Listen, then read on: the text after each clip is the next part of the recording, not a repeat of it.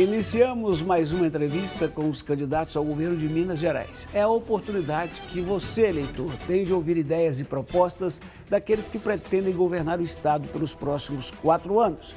O nosso convidado de hoje, definido por sorteio, é Jordano Carvalho, o Jordano metalúrgico do PSTU. Bom dia, seja bem-vindo. A entrevista tem duração de 10 minutos. São 9 minutos para que ele possa responder nossos questionamentos e depois mais 1 minuto para uma pergunta específica e eventuais considerações finais. Lembrando que o cronômetro é acionado no início da sua primeira resposta. Então vamos lá, Jordano. Considerando que o seu partido não fez coligações, na hipótese de uma vitória sua, o senhor acha que é possível governar o Estado sem a chamada base parlamentar, sem a maioria na Assembleia? Primeiramente, bom dia aí, Eduardo, bom dia a todos os telespectadores, né, da Record, a classe trabalhadora aqui das Minas Gerais. Então, Eduardo, nós entendemos que é possível sim, porque no nosso projeto, no nosso plano de governo, o que a gente quer de fato é organizar a sociedade para que tenha uma participação dentro desse governo, através da construção de conselhos populares e operários, que seria se organizar nos municípios e no Estado um conselho que direcionasse para onde de fato tem que ser o investimento de todo o lucro que existe aqui, de toda a produção que existe no nosso Estado, para que de fato seja investida nas áreas prioritárias aí. Acho que nunca na história desse Estado houve uma crise financeira tão grande. O déficit orçado é de 8 bi, mas há quem fale em 30 bilhões de reais para esse ano de 2019.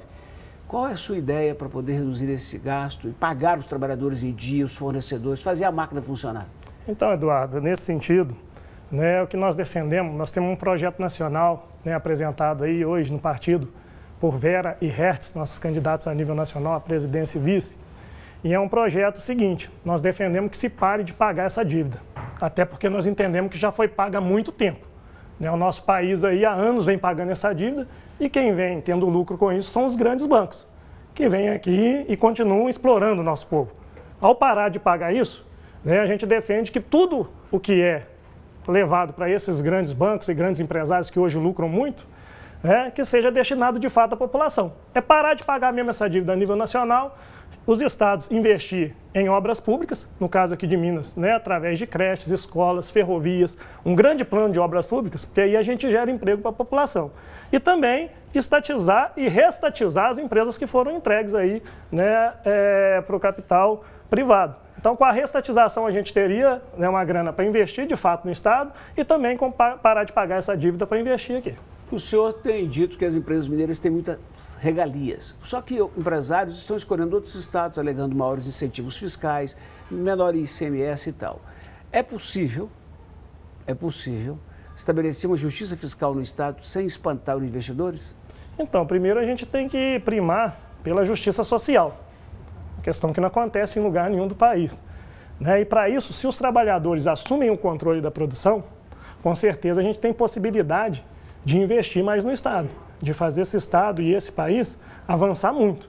Né? Então, através dos conselhos populares organizados, através dos conselhos operários, com toda a riqueza que é produzida, porque Minas Gerais tem ouro, Minas Gerais tem minério, Minas Gerais tem uma indústria de base muito forte, através da siderurgia, através da metalurgia, e também tem terras produtivas, né, que hoje, infelizmente, fica na mão de poucas pessoas, tudo que é produzido, essa riqueza aqui no nosso estado. Um dos segredos pode ser pegar a matéria-prima, que é o minério, por exemplo, na sua área de siderurgia, e transformá-lo em produto acabado para depois exportar? Então, seria isso. Inclusive a questão do petróleo que a gente vê, a questão do minério, tudo que é produzido, né, que é retirado do nosso solo aqui, né, depois vem a um preço exorbitante para o nosso povo poder produzir, né, para o nosso povo poder estar usufruindo. Então, nós defendemos que tem investimento mesmo, cá embaixo aqui, e que as empresas sejam controladas pelos trabalhadores. Por falar em siderurgia, uma explosão daquelas na Uzi Minas em Patinga, aliás, 3 acidentes em 10 dias.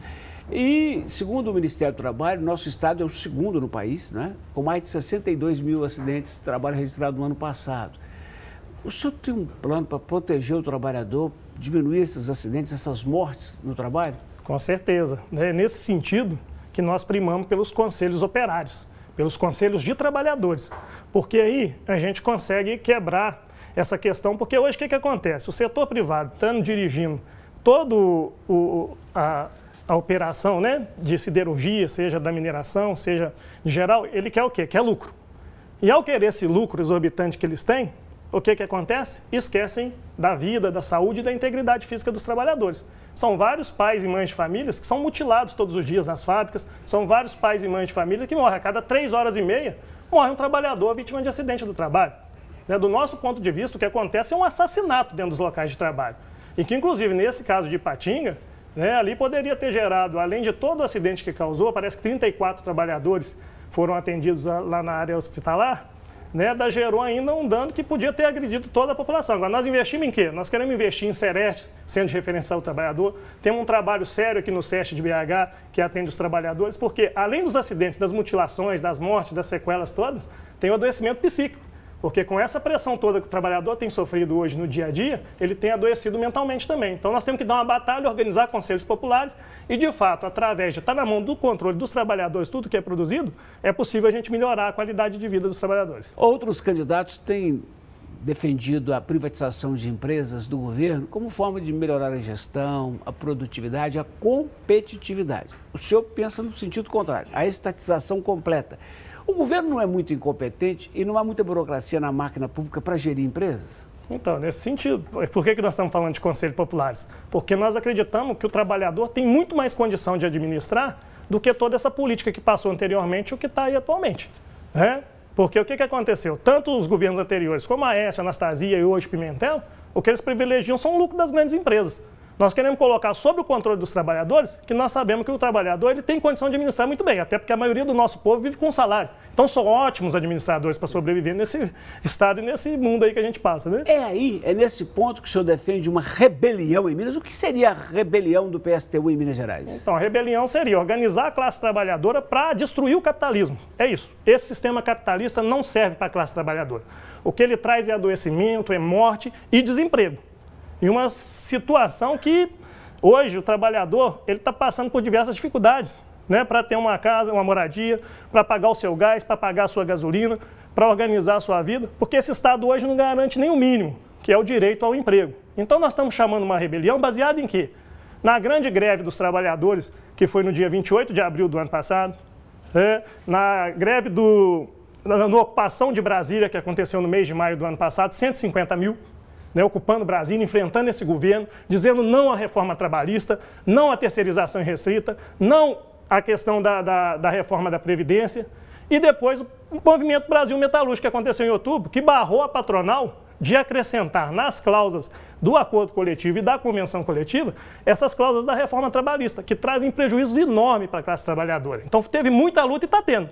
No início aqui do ano, os caminhoneiros, a grande greve dos caminhoneiros, que balançou esse governo aí e que está para acontecer de novo e que nós apoiamos os caminhoneiros nessa luta. E também a greve do serviço público aqui, dos profissionais em educação, que foi fortemente reprimida pelo governo e pelo prefeito da cidade aqui hoje, que causou uma mobilização grande na população, porque não é possível aceitar que se agrida aí os nossos professores que educam os filhos da classe trabalhadora. Considerando as pesquisas, caro Jordano Metalúrgico, nós vamos ter a reedição da dupla PT-PSDB no governo que vem, ou um ou outro. Por que é tão difícil para os chamados pequenos, para os considerados alternativos com o PSTU chegarem lá? O problema é que não existe democracia no processo eleitoral. Nós temos aí uma candidata negra, operária, que é a companheira Vera, temos um companheiro Hertz, que é do movimento negro, é do setor da educação, e não tem tempo de apresentar sua proposta nos debates, não é chamado para debate, não é convocado, não há um espaço na mídia nacional para que se apresente. E também tem toda uma questão, o tempo de TV vai ser de 5 a 6 segundos para os nossos candidatos, inclusive aqui em Minas, para a gente estar apresentando o nosso projeto. Então o que vai entrar na casa das pessoas, através de propaganda, vai ser aí uma canalização para daqui a pouco aparecer só Anastasia, Pimentel e mais algum que de repente a burguesia entenda que é interessante para ela. Então nós estamos chamando uma rebelião, estamos chamando a organização dos trabalhadores, porque esse modelo que está aí não serve mais para nós. Meu caro, a saída é uma Assembleia Nacional Constituinte exclusiva para mudar o jeito de fazer a política? Então, nós queremos convocar os trabalhadores, através dessa rebelião, através da organização dos conselhos populares, é nesse sentido. Nós queremos que quem defina de fato é a classe trabalhadora e o povo pobre do nosso país, que é a maioria. Hoje está na mão de pouca gente que define quais são as regras desse nosso estado aí, desse nosso país. Estamos, portanto, recebendo o Jordano Metalúrgico, que é candidato ao governo de Minas pelo PSTU. A partir de agora, nós vamos zerar de novo o cronômetro para que ele responda a pergunta que fecha a entrevista. E a pergunta é simples: por que o senhor vai olhar para a Câmara agora e dizer para o mineiro, vote no PSTU? Então, nós estamos chamando aqui, quem está falando é um metalúrgico, um operário de fábrica, que sabe a realidade, o que é ser pobre nesse país e o que é ser um trabalhador dentro de uma fábrica e ser explorado e oprimido. O PSTU faz um chamado a nível nacional e a nível aqui de Minas Gerais. Nós precisamos de uma rebelião da organização dos trabalhadores para que a gente tome o poder e, de fato, quem administra a riqueza que é produzida é aquele que produz, que é a classe trabalhadora do nosso estado e do nosso país. Não, ainda tem mais 30 segundos. Pode continuar. E nesse sentido, nós queremos organizar aí, de fato, os conselhos, organizar o nosso povo para que, de fato, tenha uma intervenção forte na política do nosso país. Aqui no PSTU, nós estamos chamando a rebelião, e a rebelião significa organizar nós, trabalhador. Não podemos aceitar que o tribunal, como fez agora, né, a justiça, votou para eles 16%. E, depois de uma semana, votou a terceirização para retirar o seu direito, trabalhador. Terceirização irrestrita e a reforma trabalhista são ataques diretos à sua vida, ao seu salário, vai trazer mais acidente, mais morte e mais prejuízo para a sua vida, trabalhador. Não podemos aceitar que nem essa justiça, que para nós ela não representa a classe trabalhadora, intervenha na nossa vida. Muito obrigado. Boa sorte para o senhor, viu? Obrigado. Lembrando que amanhã às 8 horas vamos receber aqui a Clever Lopes do MDB. Eleições 2018, voto na Record.